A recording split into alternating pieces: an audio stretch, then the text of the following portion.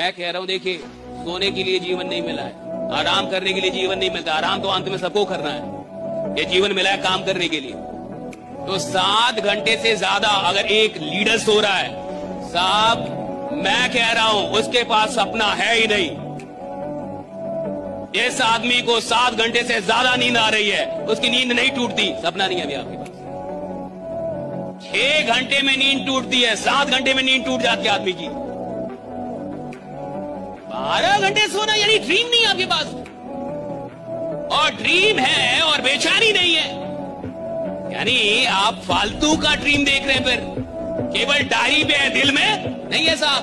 जिस आदमी के सपने सिर्फ डायरी पे है ना साहब, उसको नींद आती है। जिसके सपने डायरी से निकल के दिल में आ गए साहब, उसको तो बोलना पड़ता है कि सो ले थोड़ा सा, राइट? हाँ थोड़ा सोया कर रहा, कितना काम करेगा, थोड़ा सो भी ले।